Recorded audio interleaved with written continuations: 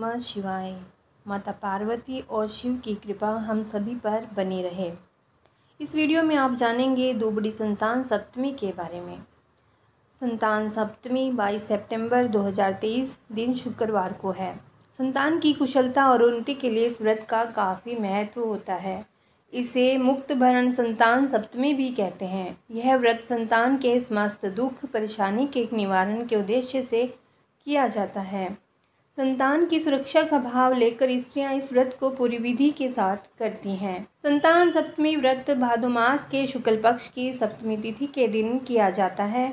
यह व्रत मुख्य रूप से विवाहित स्त्रियों द्वारा ही किया जाता है। दुबड़ी सातें संतान सप्तमी व्रत करने से संतान प्राप्ति, संतान सुख और संतान की रक्षा के लिए किया जाता है। इस व्रत के दौरान शिव और गौरी की पूजा आराधना की जाती है। संतान सप्तमी को दुबड़ी साते के नाम से भी जानते हैं। इसे भादो माह की शुक्ल सप्तमी को मनाया जाता है। कहा जाता है कि संतान सप्तमी के दिन व्रत रखने से जिन महिलाओं को संतान नहीं है उन्हें भगवान शंकर और माता पार्वती के आशीर्वाद से गणेश जैसी तेजस्वी तपस्वी संतान की प्राप्ति होती है। जानते हैं संतान सप्तमी की पूजा विधि। पूजा में लकड़ी की चौकोर चौकी पर कुछ बच्चों की मूर्तियाँ, मटके और औरत का चित्र मिट्टी से बना लें। जल, दूध, चावल, रोली, आटा, घी, चीनी मिलाकर लोई बनाकर उनको पूजें और भीगा हुआ बाजरा चढ़ाकर दक्षिणा चढ़ाएं। मीठे बाजरे का बायना निकालकर सासू जी के चरण स्पर्श करके दे दें। ब्राह्मणों को मिष्ठान और दान दक्षिणा से संतुष्ट करें। इस दिन से एक दिन पहले सायंकाल की बेला में बनाया भोजन भोग लगाकर वही ग्रहण करें। यदि इसी वर्ष किसी बालक का विवाह संस्कार संपन्न हुआ हो तो वह इस सप्तमी को उद्यापन करे।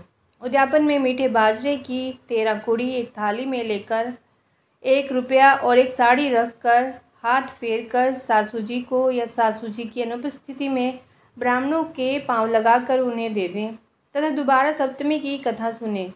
पूजा प्रातःकाल ही कर लें। उद्यापन में मीठे बाजरे की 13 पूरी एक थाली में लेकर तथा 1, 11 या 101 रुपया रखकर एक साड़ी रखकर उसके ऊपर हाथ फेरकर सासू जी को या फिर सासू जी नहीं हैं तो ब्राह्मणों को उनके पांव छूकर दे दें तथा दोबारा सप्तमी की कथा सुने। पूजा प्रातःकाल में ही करें।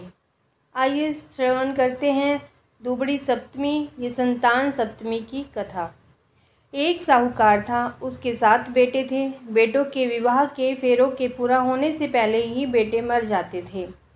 इस प्रकार 6 बेटे मर गए। डरते डरते 7वें बेटे का विवाह मांडा। सब बहन बेटियों को बुलाया। सबसे बड़ी बुआ पीहर आते समय मार्ग में एक कुम्हार के यहाँ रुक गई। उसका मन बुझा हुआ था, कोई खुशी नहीं थी। कुम्हार डाकनी गढ़ रहा था। बुआ ने पूछा, तू क्या कर रहा है? वह बोला कि गांव के साहूकार के बेटे की शादी है, उसी के लिए डाकनी बना रहा हूँ, पर उसका बेटा मर जाएगा। बुआ ने पूछा कि बेटा नहीं मरे, इसका कोई उपाय बताओ। कुमार ने बताया कि यदि बींद की कोई बुआ दुबड़ी सात का व्रत करे, ठंडा खाए, कांटा फांसे, बींद के सारे नेग उल्टे कर गालियाँ देती रहे, फेरे के समय कच्चा दूध और तांत का फंदा लेकर बैठ जाए, आधे फेरे होने के बाद एक सांप बींद को डसने आएगा, तब उसके सामने कच्चे दूध का करवा रख दे।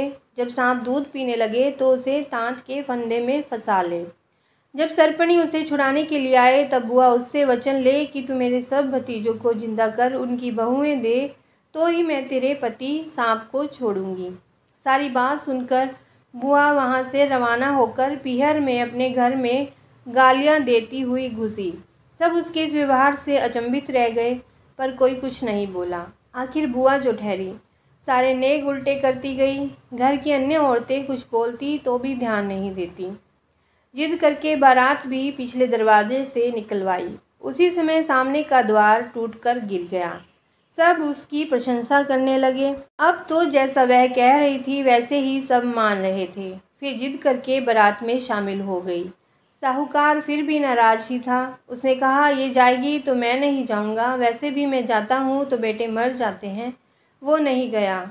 बारात को रास्ते में बरगद के पेड़ की छाया में से निकालने लगे तो गालियाँ देते हुए उसने बारात को धूप में से ही निकालने की जिद की उसकी जिद के चलते जब बारात को धूप में से निकालने लगे तभी एक बहुत बड़ी डाल टूटकर गिर गई।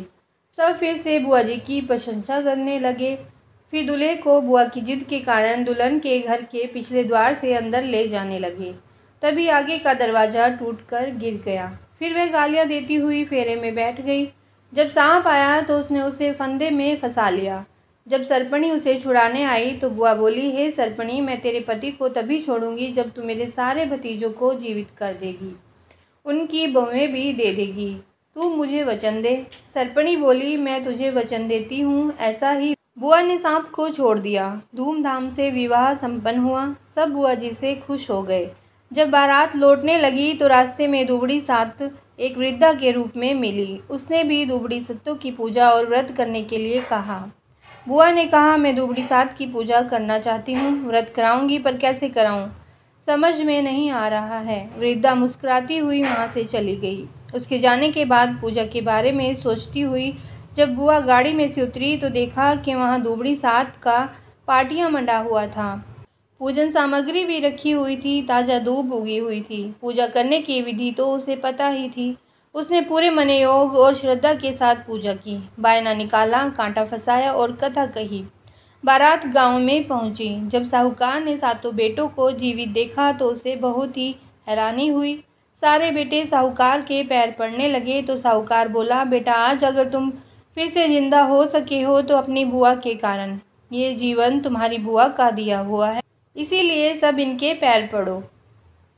बाद में साहूकार ने सारे गांव में ढिंडोरा पिटवा दिया कि अपने बच्चों की जीवन की रक्षा के लिए हर कोई दुबड़ी साथ का पाटियां मांडेगा, व्रत करेगा, पूजा करेगा, बायना निकालेगा, कांटा फंसाएगा और कहा, जय हो दुबड़ी सत्तो माता की।